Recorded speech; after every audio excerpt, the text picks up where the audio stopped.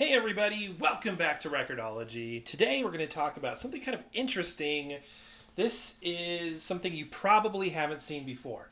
Now, we've definitely talked about flexi-discs and sound sheets and all that good stuff. If you remember the famous whale flexi-disc from the National Geographic magazines in the 1980s, stuff like that, typically a little 7-inch floppy disk. We've got a few of them. In fact, let me see if I can grab one real quick for you. I hope I can. Bear with me. Talk amongst yourselves. Come on, fingers. Don't fail me now. Okay, so here's an example of a flexi disc. Typically, sometimes they're cut out round, sometimes they're not like this. It's flexible. It's usually one-sided. They're not the highest quality because they're stamped out of plastic, and therefore the grooves aren't that deep.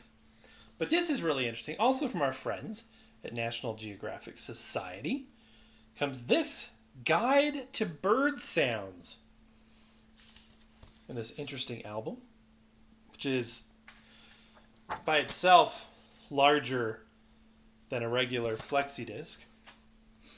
National Geographic, helps if it's on camera.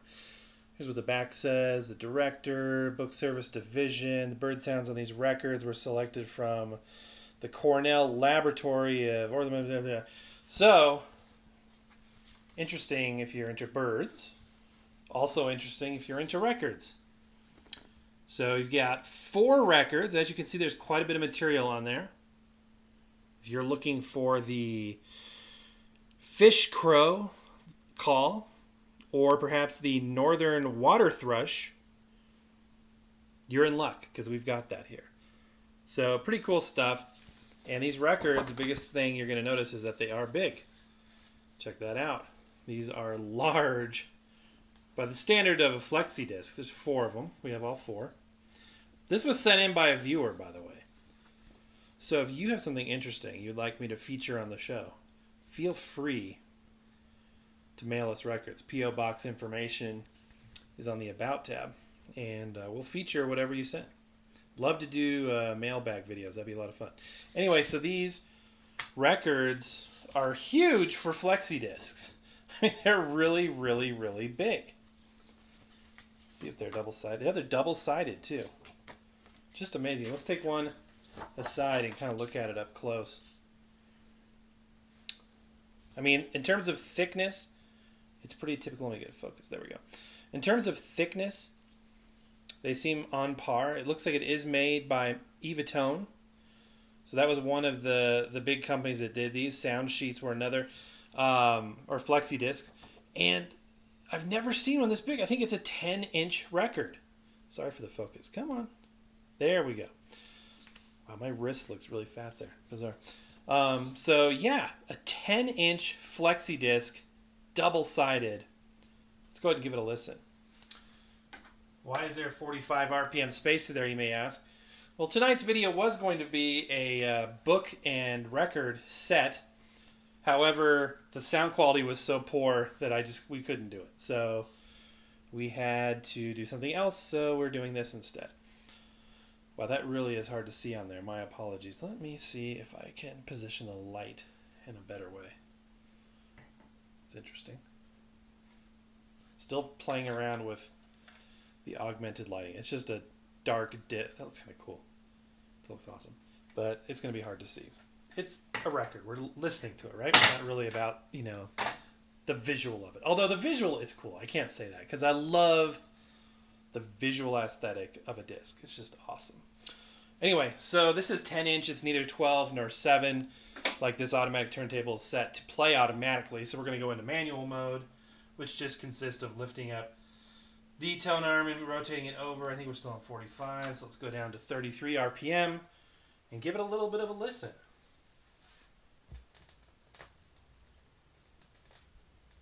Black Cat Video.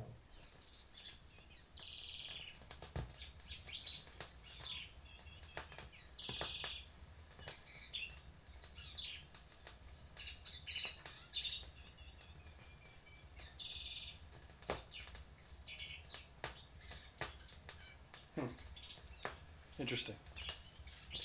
So, typical of flexi disc, there's a lot of surface noise. Again, that groove is very shallow.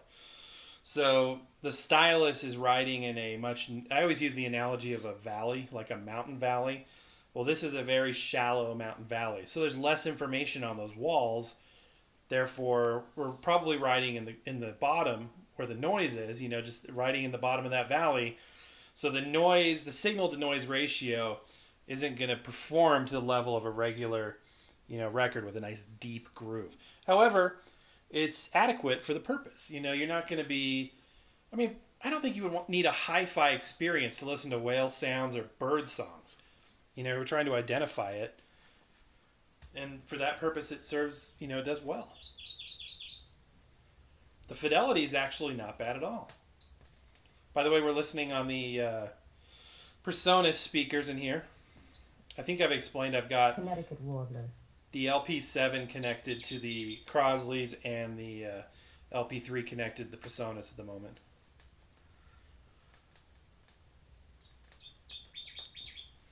For Flexi-Discs, I feel like these are really well maintained, or really well designed, because they do. They're cut to, they're cut to the round shape.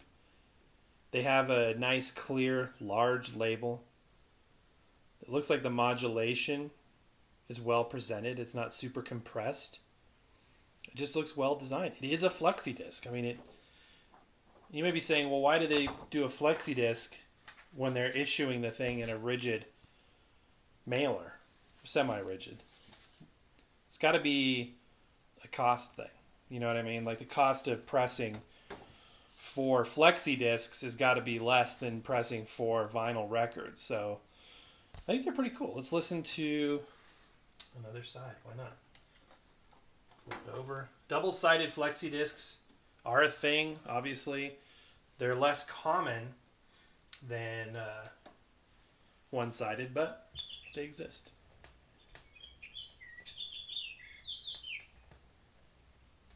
Hooded Oriole.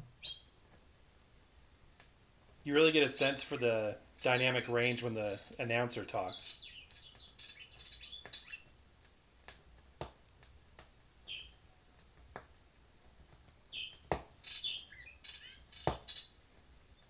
Really cool stuff. I love hitting the button to do the auto return. Even if we're manually queuing it, I just love the push button operation of an automatic turntable. Push button is awesome. I love it, especially when you get big, beefy, meaty hands and fingers like I do. Cool. So, yeah, I just wanted to share those with you. It's a cool set, again, sent in by a viewer. Thank you so much. A lot of you guys have sent me some awesome stuff. Like these, I had no idea these even existed. It's a 4-record set. One of them's on the record still, or on the record player. Just super, super cool. Something unique, something you don't see every day. And, but again, it's not something that, you could run into something like this at a thrift store, which is good because that means that it's attainable. It's not like, you're never going to find something unique like that. You may walk in, you would have probably no idea. You know what? I wonder if I'm going to find those bird sound National Geographic Flexi-Discs, those giant ones. The likelihood of finding that is low, but if you're looking for it specifically, but at the same time, it's not, completely out of the question to run into something like this or something that's unique or different.